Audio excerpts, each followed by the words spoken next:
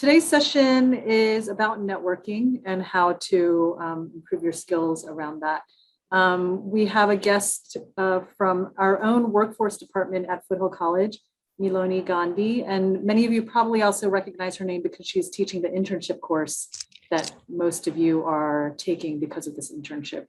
If you're part of the SLI internships or part of another internship, you're probably taking a course with Dr. Gandhi. So I'll turn it over to her. She's going to do a pretty interactive session, I believe, covering networking, and you'll get a chance to practice yourself. So Miloni, it's all yours. Thanks, Sophia. Hi, everyone. I am just switching up my view so I can see all of you. Well, those of you who have cameras on. And now I'm going to switch back because I see not many of you have cameras on.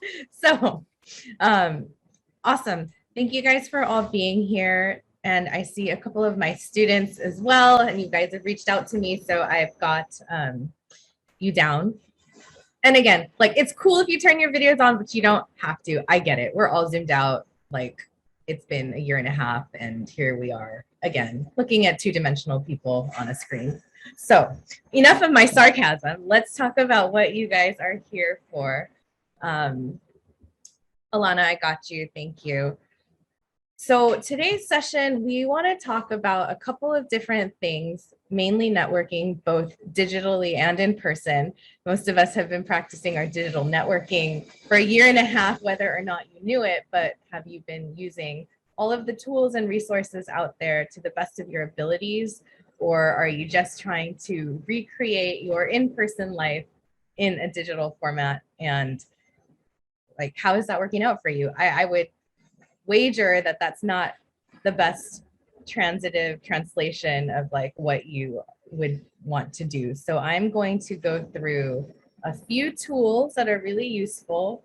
Then we're actually going to spend some time crafting our elevator pitches, or micro missions, as I like to call them, your personal micro mission, if elevator pitch is a little too out there for you or unrelatable.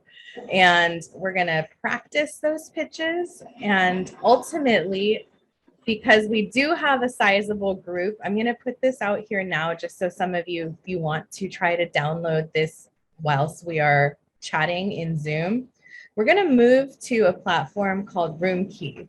If you don't already have Roomkey on your computers, you do have to download it. I promise it's fun. It takes the edge off of looking at little squares, and it'll give you an opportunity to real-time virtual network and actually kind of implement some of the things that we're talking about here today. So with that, the first thing I want you guys to do, I'm just going to put the link into the chat in a sec. Of course, I had my Roomkey link out here for you, and then it disappeared.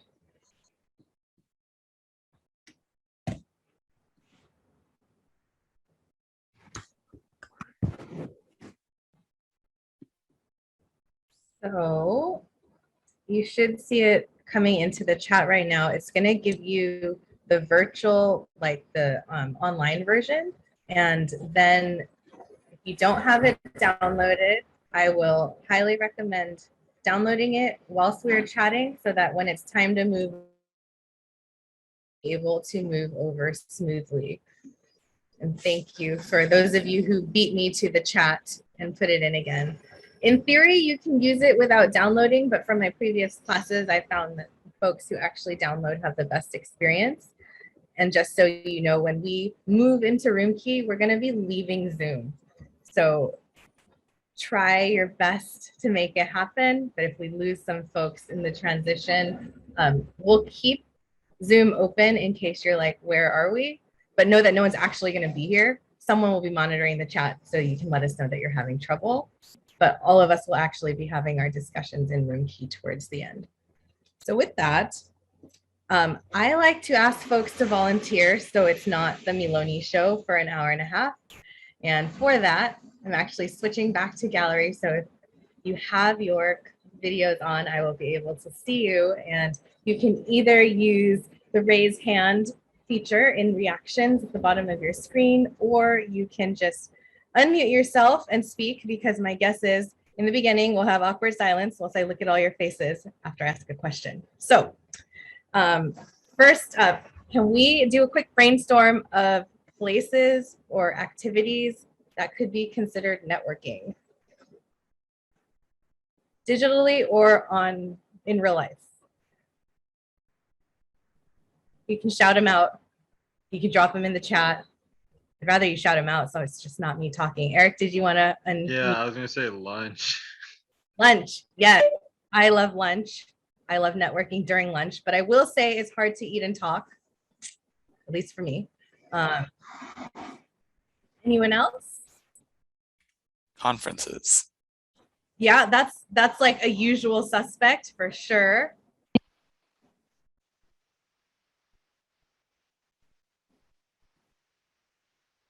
Anyone else? What about what you're in right now? Like, how many of you have actually met the other folks in this session? One person. Excellent. I'm glad one person has actually met some folks here. Okay, because we have such a low rate of response on how many of you actually know each other, we're going to do a very quick informal networking breakout session. If I could ask Steve to just go ahead and for 5 minutes, we're just going to put some folks into small groups. Maybe let's do 4 to 5. So we'll end up with like 4 or 5 groups. And once you're in, I want you guys to just introduce yourselves, say why you're here, maybe what your major is, and what your career aspirations are. And you might get some folks joining you because I see people who are still jumping in after the fact. But hey, welcome back, everyone. It looks like we just are missing a few stragglers. I think now we are all back. So as promised, let's start with group 1. Who's reporting out for you guys? What did you learn about your classmates?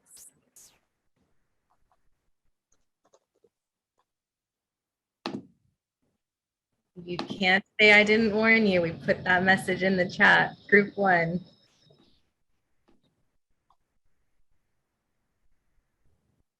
Well, I think we were group 1. I'm not. Yeah, perfect. Go for it.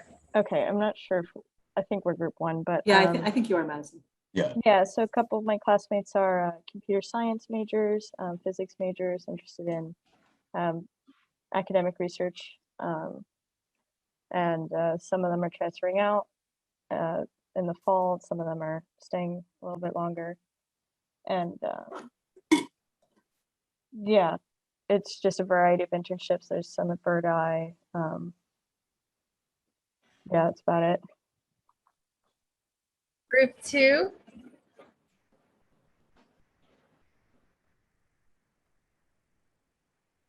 We talked about each other's aspirations, and 2 of them are going to Berkeley. 1 of them is going to San Jose State. So congratulations to them.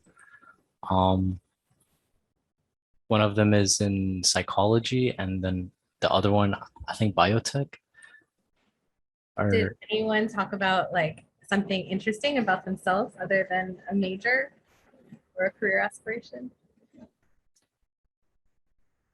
It's not a trick question. Like, just I'm curious. Yeah, no, I'm trying to remember.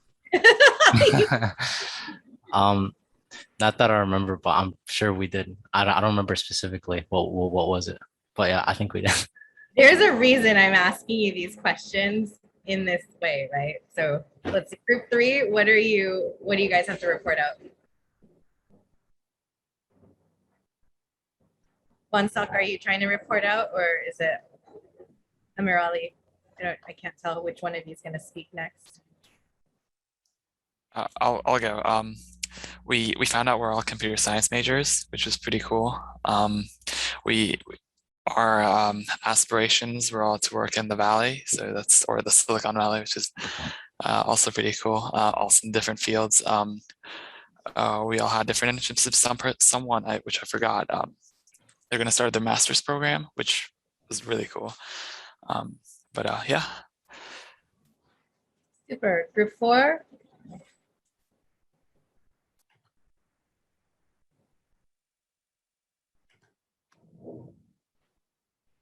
Oneself, if you're speaking, we can't hear you.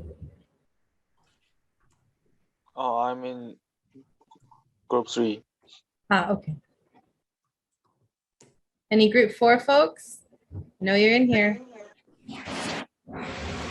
We found out that we have a mechanical engineering major, other computer science majors, and a psychology, public health, and trying to squeeze in computer science. That's myself degree.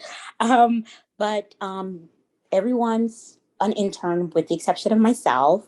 And we also learned that several of them are interning with one, I think it was paid supervisor, if I'm not mistaken, and if they can correct me if I'm wrong. So, but we didn't get to aspirations, but they gave advice. I asked questions too about getting an internship because that's what I was looking to do in the fall. And they gave some very good advice. Awesome, thank you for sharing. So the reason we're kind of starting out with this is because you're gonna have an opportunity later to kind of upgrade your experience or elevate your experience with a little more advice. I feel like when you're in class, you automatically think about like majors as kind of something that's important. But the reason I ask also for an unusual fact is, as we saw from some of the groups, even in like 5 minutes of meeting someone, you can forget so easily why you met them and how you're going to remember who they are. So especially in this kind of a situation where you've already been mostly pre-selected into being like in STEM fields, what's going to be your standout to make other folks remember who you are when you're in the context of rapid fire meeting people over and over again? So in the examples that came up, like networking at a conference, you're meeting hundreds of people, and how are you going to be memorable to those folks? And how are you going to remember the people that you met? Also being salesy, for example, right? Like you don't want to just go up to people and be like, hey, I want you to give me an internship. You got to start with building some sort of an authentic, relatable experience and kind of build that relationship as slowly as you have time for, but still make it meaningful. So those are just some things that I want you to remember. Even things like grocery shopping could be a networking event. You don't think about it like that. Your family, they're all people that you can network with. You don't have to limit your networking to these official professional settings, right? So if you start thinking that your entire life is you creating one big social / professional network, and now with everything being virtual, you see how a lot of it blends together more. What do you want to put out there for people to remember you by? And what are you going to do to remember the folks you meet as well? So a couple of tools that I think are super useful when you want to try to remember a bunch of folks. One is LinkedIn. And I know that we've been pushing that at least as long as I have been part of the Foothill workforce team. But can I get some show of hands reaction buttons if you have your LinkedIn up and ready? So far I'm seeing about 50%. I hope the rest of you will be convinced to create a LinkedIn if you don't have one after we chat a little bit more. And if you do have one, there's some interesting ways that you can go about utilizing that as you meet people on the fly. So we're going to jump into a little bit of the digital networking aspect and look at LinkedIn as an example. So first of all, I'm just going to pull up my LinkedIn and make it visible for you.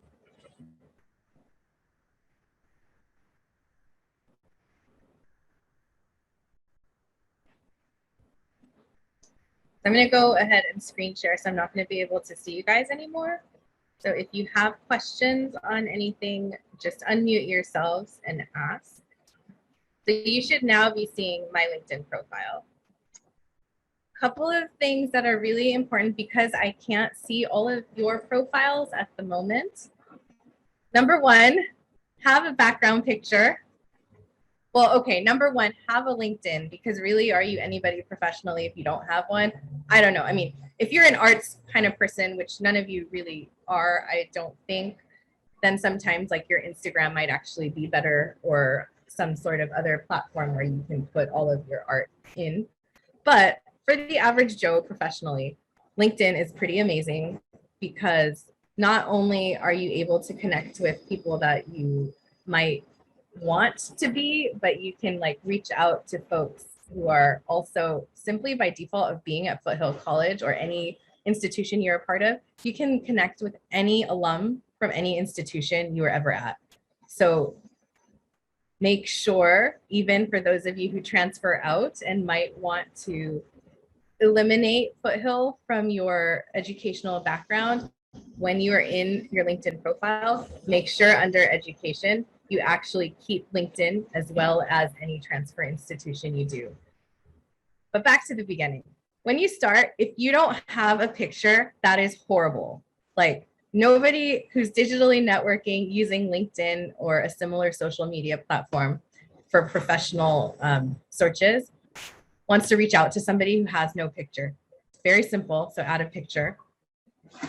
And then add your background picture. Bail, you have a question. Or is it? I think his hand was up from the earlier. Okay, it just popped up again. Okay, cool. Your background picture could be any sort of combination of things that you want folks in the professional sphere to know about, but also a representation of your authentic self, right? So you don't want to just put canned information out there that you think people want to know. So this is me climbing a mountain in Wadi Rum, Jordan. Does it have anything to do with what I do professionally? I could explain it out, but at least it's eye-catching and people would want to look at it, and it's a conversational starter, right? So that's also something else that I would say, think about. There are people who simply put like a Canva background that they made about like all their professional goals and stuff like that. But LinkedIn really wants you to now not just think of it as like a static resume that you're putting up, but some way that you're going to be able to show the community here what you believe in, what you are as an individual, not just a career seeker or a worker in the workforce, right? So you don't have to do something like, I'll show you.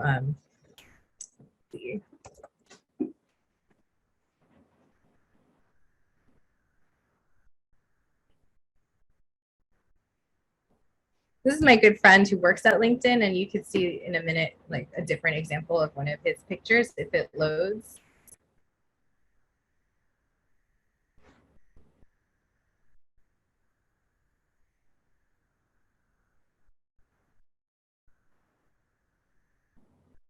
And I'm spending so long about this because you'd be surprised with the amount of folks who have a LinkedIn. There's still so many people who don't do these two simple things, and that's the way that you're going to get this to work for you. So LinkedIn has certain things that will kind of push your profile to the top of viewers when they're searching for folks to be in a certain career. All right, it's not loading so easily, so I'm just going to go back. Not sure what the deal is today, but just go back to where it was. You guys can close your eyes if this is making you sick for any reason, as it sits and refreshes on an infinite loop.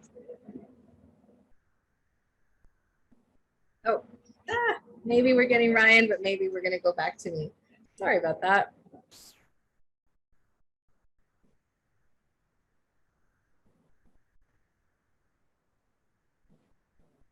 The other thing that I'll kind of start mentioning, for anyone who really cares about how their name is pronounced, LinkedIn now also has a tool that you can record how you want your name to sound.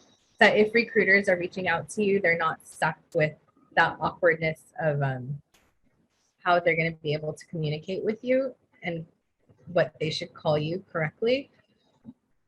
I'm sorry, I'm just going to stop this for a second whilst I don't know what is happening with the LinkedIn connection. Do you want me or Steve to share our screen and then go to different things in LinkedIn for you?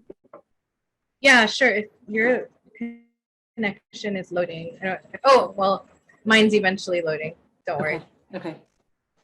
Okay, I'm gonna re-screen share because I think I can show you the buttons that I need.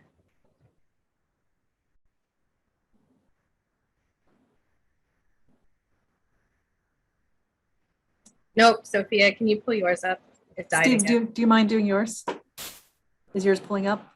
Or can you pull up LinkedIn to find Miloni? What was the name? Or how do you spell it? Oh, here. Loaded. I got it. It's back. Oh. Okay. Maybe just have it ready, Steve. I'll post I'll share the Things that folks don't often realize. This right here was launched about a year ago, or maybe 6 months now. So you can record how you want your name to be sounding for anyone to click on it. If you are open to things like, even though I have jobs, I always leave it open. So that's also something you might not think about.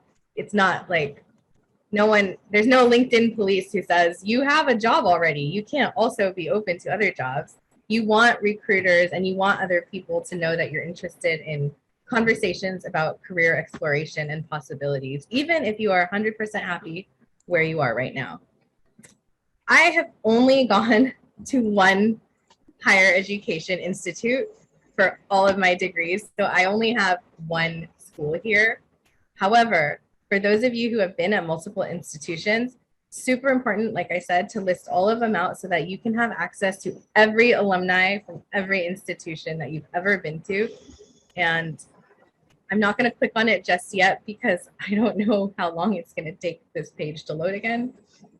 But eventually, like, I can also show you that once you click on the University of California or Foothill College or any place that you were listing as an educational institution, even if you're not personally connected to someone in that educational institution's alumni network, you'll automatically be able to direct message them even without having a premium account. And that's super interesting for folks, especially in Silicon Valley. If you want to try to get jobs at these tech companies and you don't know where to start, check out your alumni network. This is another new feature that I want you guys to all be aware of. I haven't yet implemented it because I too have been working on what I want to put out there, but you can actually turn your creator mode on, and then your profile photo can be a video, which is super cool. So if you get your elevator pitch down today or in the near future, and you want folks to know a little bit more about you, not just with a two-dimensional picture, you can actually put up a video, and then you can have all of the hashtags that you want to be associated with also listed, and it'll show up right over here, right under your tagline. And then anything that is related to your hashtags will be given priority in your feed, which is super useful for job seekers and folks who are looking for different opportunities. So those are two things that I really wanted to point out. I'm going to give you now a bad example of what to do here. This is a horrible about. Do not do this, but I leave this here because I use this as a teaching thing. Yes, you can list out all the things that you know, but really what people want you to do is like make that paragraph introduction. So an elevator pitch is going to be about 3 sentences. You could put your elevator pitch here after we work on it today, but you actually have space here to do a few paragraphs. So this spot here, your tagline, this is about all you can do here. So you can do your maybe 1 to 2 second or 1 to 2 line intro up here, but then you get plenty more space here to take advantage of that, write about what you want to do. And I haven't clicked here yet, but for those of you who have not connected with me, highly recommend connecting with me. And nobody brought up connecting with your classmates during our last breakout session. But if you hadn't connected with all of your classmates, you guys are all going to be in that same network of job seeking in tech, and you are going to be really helpful to each other. So you might not think about it now, but 5 years from now, everyone's going to have a job someplace, and that could be your like intro into how to get an interview at that company, or, you know, like anything like that. You might not think people now in your circles might have anything to offer, but think about 5 to 10 years from now. And some of my greatest networks from my own personal life are folks that I just called my friends, right? Like we were just friends because we like to do stuff together. We didn't think about it like, oh, someday you're going to help me get an introduction. But in the future, as we all became real adults, that's kind of what happened. And I use this term loosely. It has nothing to do with the age you are at or where you are at. It's just kind of like the career trajectory from seeker to finally like landing that job. The other thing that I want you guys to know about LinkedIn is LinkedIn does not work to the best of its capacity if all you're doing is using it as a static resume. So down here, this is your static resume part, right? You definitely want to put everything on that you've done. If you're a student, list your internships, list classwork that you're really proud of. The LinkedIn algorithm for what is pumped up in people's feeds, they really like videos now and document creation. So if you have created a paper for a class that you want the world to know about, you can post it. And same with videos. Anything that you can now do on like Instagram with reels and things like that, you can actually do similarly on LinkedIn stories as well as posting short videos. And that will also pump up any of the posts that you make. So if this works, I want to show you what you can get in terms of alumni connections. So I went to a really big school, so the alumni network for UCLA is huge. But once you click here, there's an alumni button. I can now look for any alumni from my institution from the beginning of time to present, and I can search by the title of the kind of job I want, or the location or the company, and I can actually see all the people because you guys are kind of STEM focused. Let's say I wanted an introduction to someone who worked at Google. If I click on that, you can actually see where they are by geography, and then it'll actually show you every single person who is currently there or was there that you can connect with or just direct message with. That's a hugely powerful tool and underutilized. So imagine if you had like Foothill plus wherever else you went, and the fact that you can also like search by geography is really cool. If you decided you wanted to work in New York City after your West Coast adventures, you can look for someone, out in New York, out in DC, and internationally. For those of you who might be looking to be any place after the pandemic is over, you have lots of opportunities to try to find someone and build that network there. Let's hope this works. Do you guys have any questions on basic LinkedIn digital networking, like in terms of your profiles? I see none. So I'm gonna now talk a little bit about messaging people on LinkedIn. So let's say you're in real life and you're like at a conference or at the grocery store or whatever.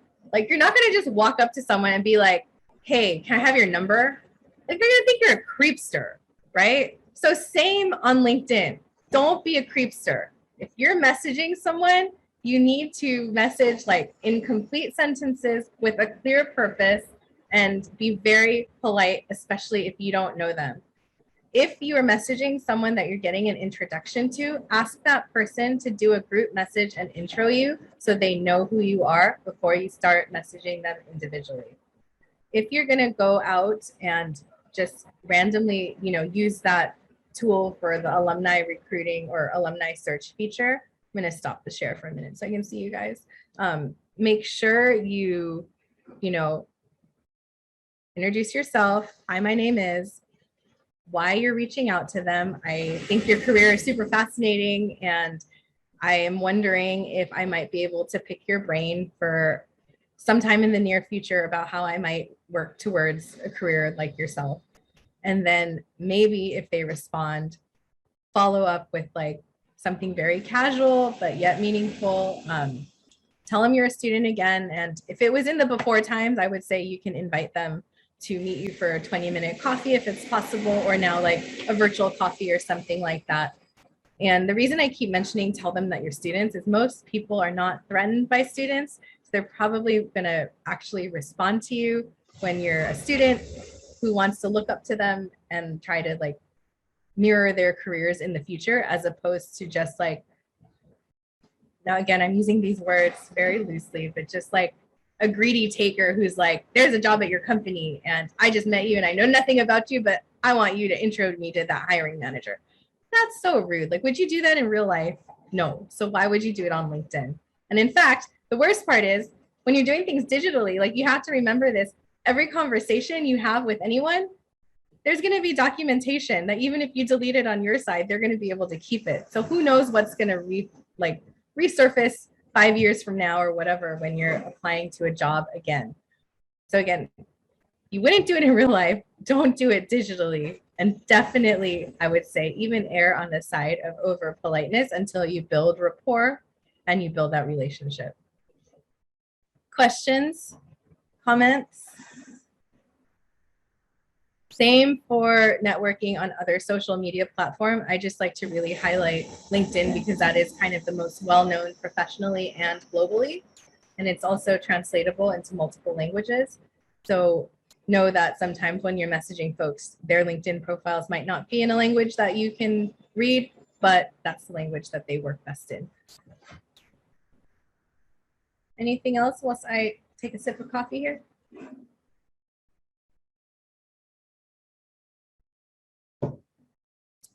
All right, so when you are reaching out to folks, does anyone have their elevator pitch already perfected? I see some smiles, but mostly I see nothing. So I'm going to go with no.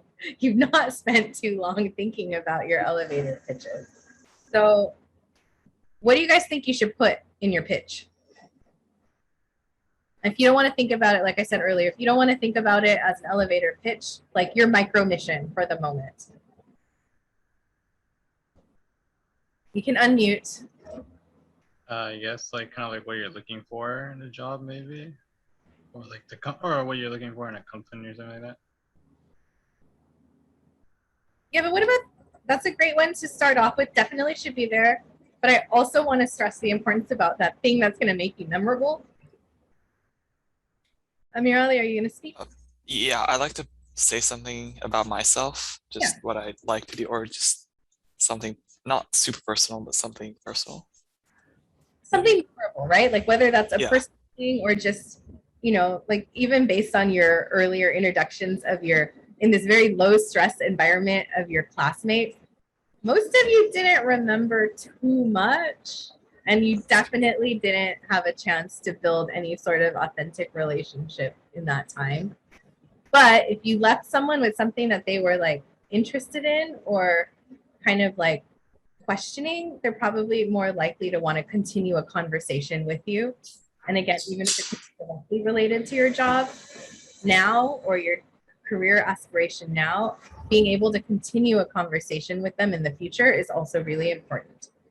Because even if they don't have something to offer you at the moment in their company, for example, in 6 months to a year from now, maybe they will, and they'll remember you. That in addition to having, they'll be like, oh, who is that person who went to Antarctica?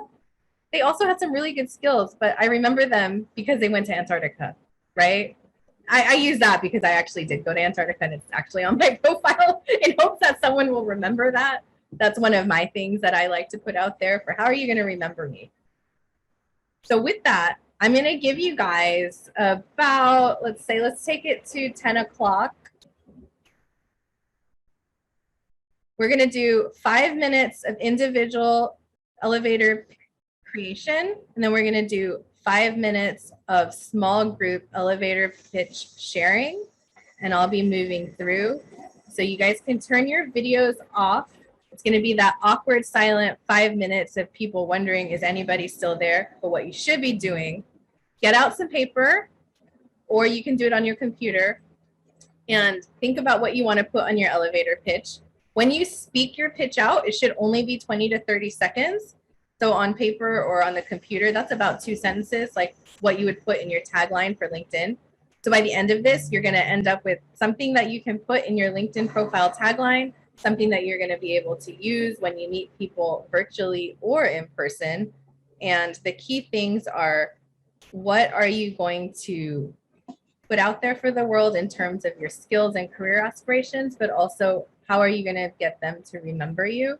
And again, it could be something personal or just something memorable so that they'll actually be able to place your name and face together in the future. Videos, feel free to turn your videos back on. I'm going to ask Steve to again put us into small groups, and I want you to all share your elevator pitches. We're going to try, if possible this time, Steve, to like make it smaller, so about 4 people in the room, just so you can each actually share out your elevator pitches and give feedback. Whilst that's happening, if you notice my LinkedIn profile link, you can see that it's in the chat. I've actually set it so that it's easy to remember. And I see some of you have already been doing that as well. But for those of you who haven't personalized your own links, you can all change your link to be your name or something much easier than just a series of numbers in your settings under your profile. I highly recommend that, especially. Those of you who are here, what is the best elevator pitch you heard in your group? Anyone have one that stood out? It would be really awesome if folks share, because if you don't have an elevator pitch, the next part of class is kind of going to be challenging because we're all going to take our pitches into Room Key and practice speed networking.